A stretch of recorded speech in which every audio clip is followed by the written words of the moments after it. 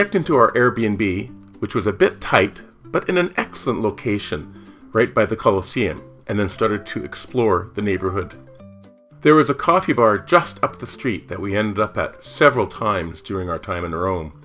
Fortified by pistachio croissant and coffee, we wandered around seeing an obelisk, a tiny EV Fiat, and then a visit to the wonderful Basilica Papelli de Santa Maria Maggiore, which included the tomb of Bernini, one of my favorite sculptors.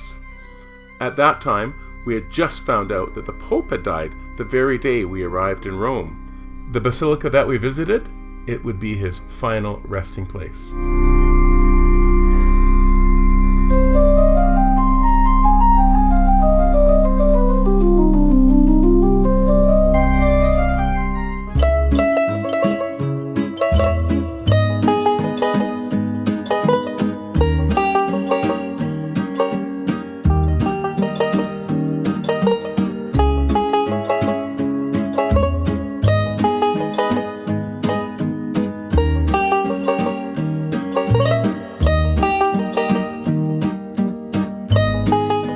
After lunch, we went to see the Colosseum, which was packed, and the Trevi Fountain, which was even more packed. And of course, I threw in a coin. After our wanders in the afternoon, we found a lovely restaurant for dinner. They had Jewish deep-fried artichokes, artichoke salad, focaccia, and some nice wine. After dinner, we found artisanal gelato, and Kath had tiramisu flavored, while I had mango. Back at our apartment, we had a bit of wine while fighting the considerable effects of jet lag.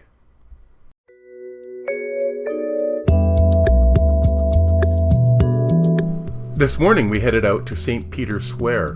While going through security, a policeman told me that I had to drink some of my water, I guess to prove that it wasn't anything nasty.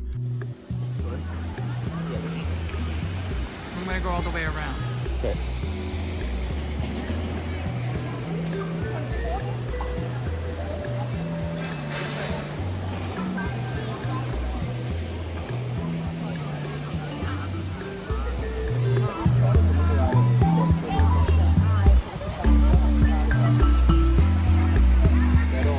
We then followed the crowd to St. Peter's Basilica, which was very busy.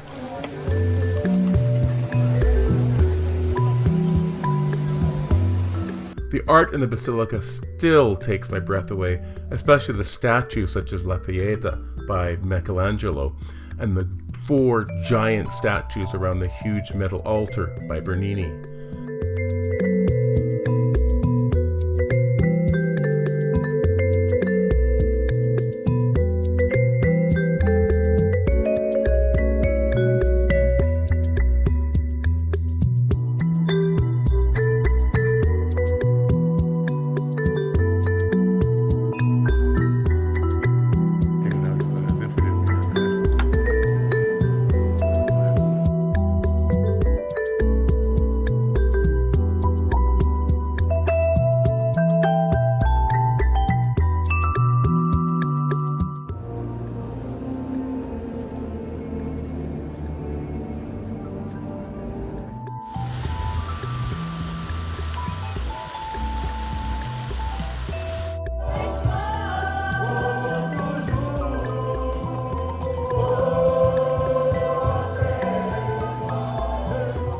As we left, we saw the Swift Guards and then a sculptured wall frieze of Romulus and Remus, founders of this incredible city.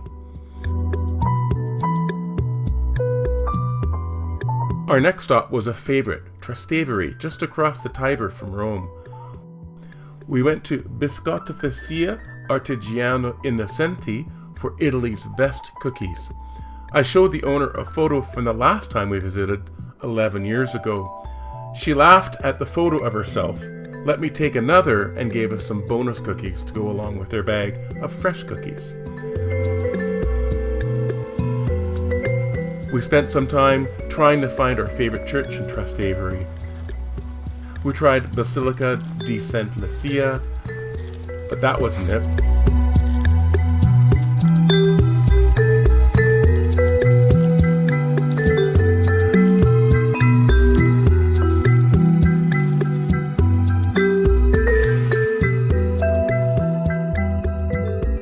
Basilica de Santa Maria de Trastevere was the right one. Built in the 4th century, it is the oldest church in Rome, built after Christianity became legal. The giant pillars were taken from ancient Roman ruins. I still can't get over the amount of mosaics and sculptures and paintings and decorations that fill these churches.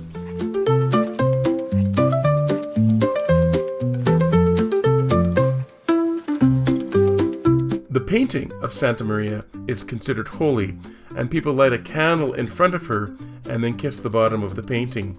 Imagine the multitude of people that have kissed the painting over hundreds of years. For lunch, we went to a little Italian fast food restaurant called Gusteria al 17, where for €10 you could get a arancini, a croquette, a piece of pizza, and a drink. After a siesta in our apartment, we headed back to Trastevere for dinner. We shared a fried artichoke appetizer, a mixed salad, and then we each had spaghettoni mancini alla amatriciani.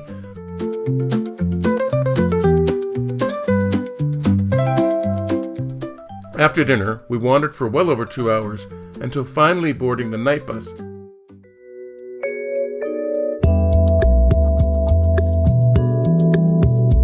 After a quick breakfast at our local coffee bar, we took the bus to the Borghese Park for a picnic and then headed into one of our favorite spots, the Borghese Gallery.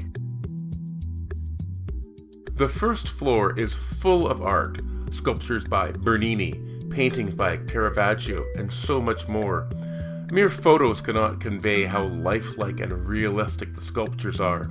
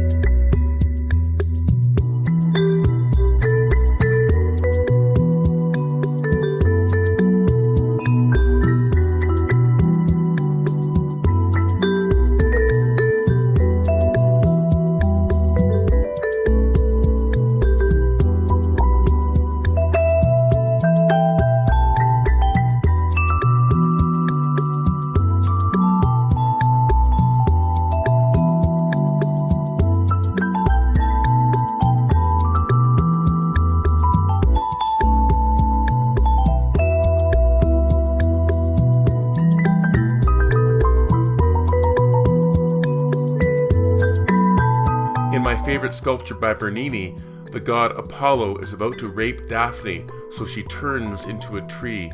The sculpture shows the transformation part way, and it is truly amazing. There is so much negative space, yet it was sculpted from one piece of stone.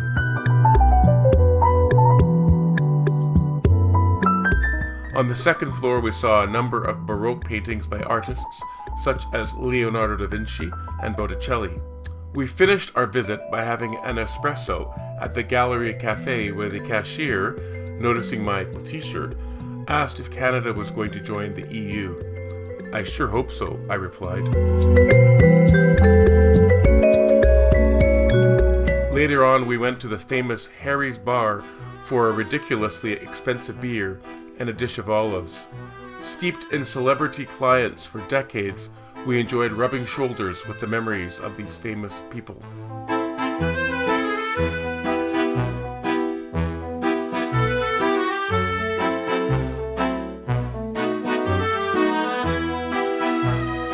We went down the Spanish Steps, despite some grumbling knees, and wandered along Rome's famous shopping street, where every luxury brand was represented before heading back to our apartment, tired but content.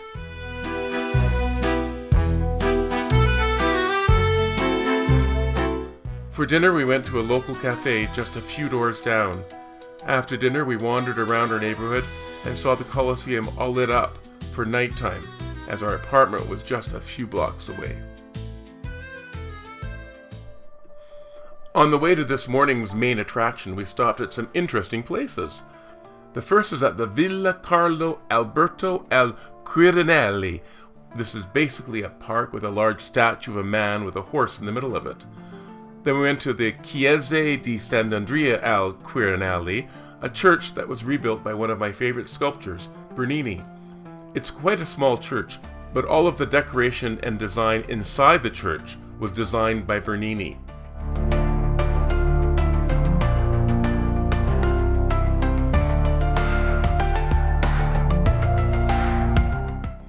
Our next stop was the Palazzo Barberini because I thought I had bought tickets to the special Caravaggio exhibit. Unfortunately, my Italian isn't very good because when I negotiated the website the day before, I ended up buying tickets for all of the non-Caravaggio exhibits at the Palazzo instead of the sold-out Caravaggio exhibit. As one door closed and another opened, we really enjoyed all of the paintings that we saw in the Palazzo. There were sculptures and paintings by Bernini, Lotto, Raphael, Biggio, El Greco, and many others on topics from biblical stories to Roman and Greek myths to current events of the time to everyday scenes.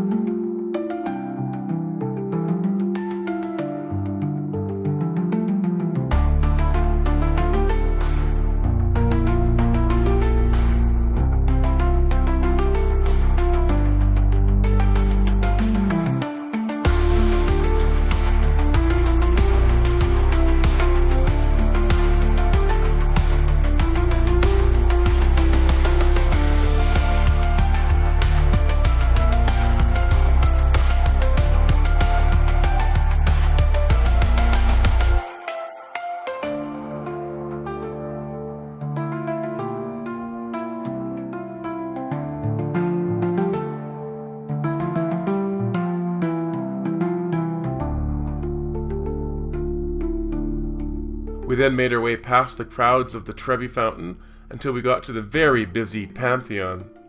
This 2,000-year-old structure is gorgeous to look at and is full of light even though there is no artificial lights inside of it.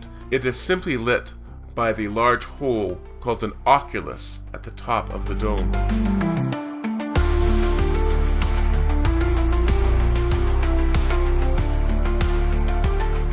For dinner, we took the tram to one of our favorite areas, Trastevere, and went to the restaurant Tonarello for spaghetti with tomato sauce and a meatball, and rigatoni with pesto for Catherine. We had a very nice chat with the couple beside us from Minnesota, and found out that they had lined up for 4 hours to see the Pope resting in state. Afterwards, we wandered around Trastevere and got very lost until an hour later, we finally found our tram stop.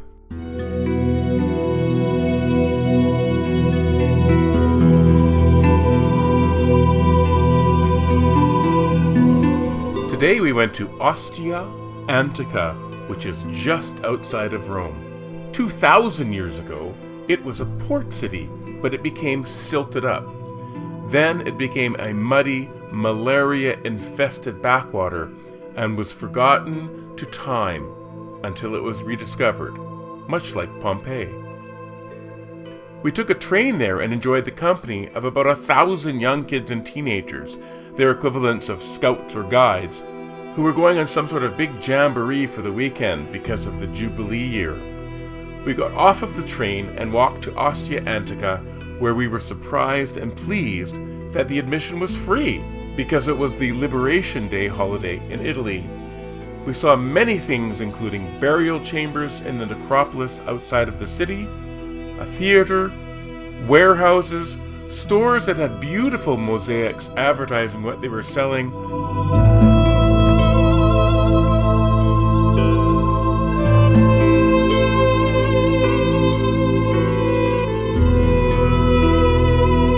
a forum, and many other interesting things.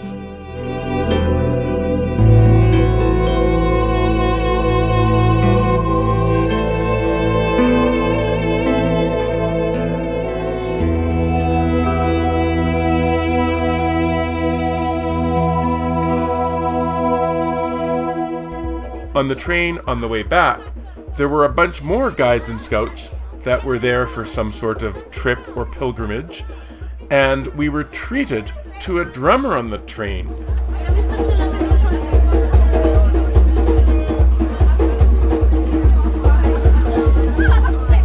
After spending a long day wandering around Ostia Antica, we decided to have dinner in the neighborhood of our apartment before our last sleep in Rome. After a final cafe latte and pistachio croissant at our favorite local cafe, we headed out on the train to Florence.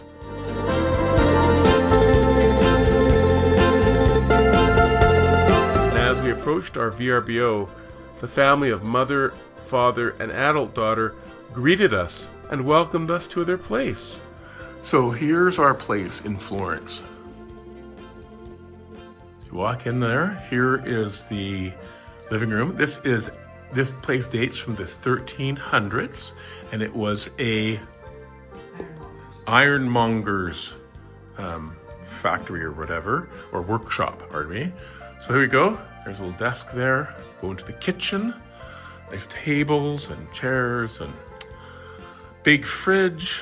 Very lovely. And then we move on. This is a huge place. Go into a little alcove here, and then it takes you into the bedroom. Lovely bedroom, king size bed, nice closet, another chair. Then we go into the bathroom, fully cleaned bathroom. Little light there. And then the little bonus we have is an outdoor space where we have washing machine, etc. But yeah, and then the lights here. And then as you go into there again, just to show you what the roof is like, it's all with these old beams, the original beams from the 1300s. Just amazing. I think we've arrived. After being hugged by the owner and doing our laundry, we headed out to the local square, Santo Spirito. On the recommendation of our host, we went to the Loggia Roof Bar for a drink. The views were spectacular, the sun was warm on our faces, and the accompanying treats that came with the drinks were delicious.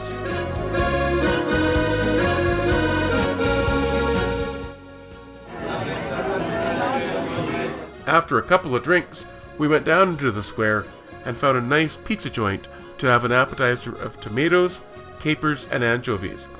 And then we split a mushroom and prosciutto pizza while having a glass of wine.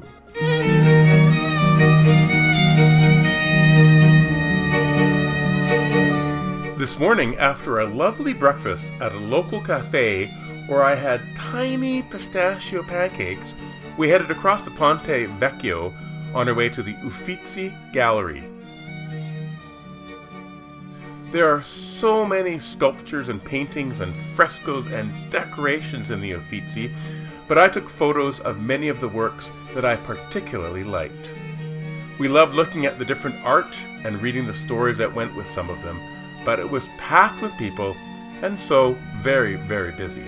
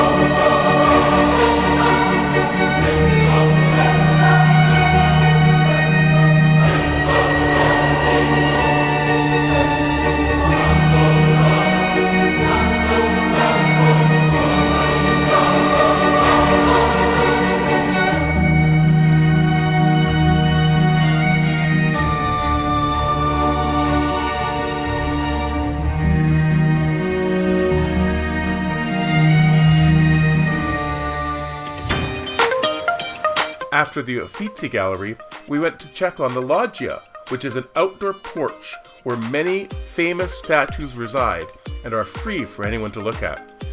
There's also a copy of Michelangelo's David, where the original used to be. Unfortunately, during some sort of uprising many years ago, a rioter broke off the arm of David, so the original is now in the Academy and the copy is outside.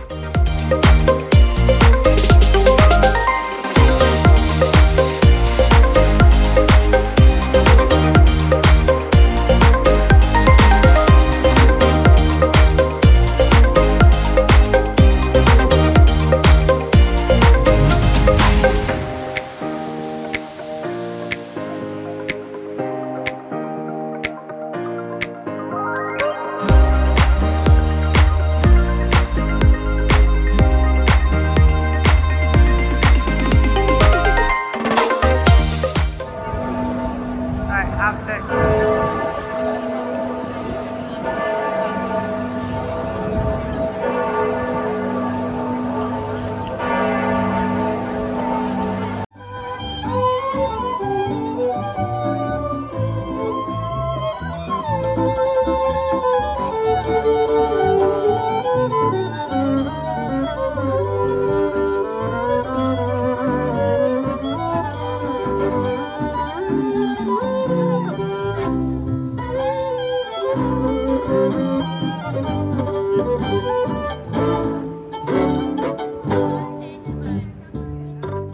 We returned to Santo Spirito Square in time to line up to go to the Osteria Santo Spirito for dinner.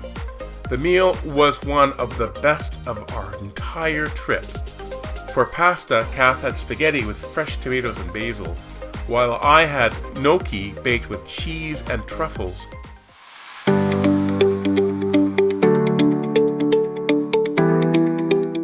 Today in Florence was one of those days when life gives you lemons to make lemonade.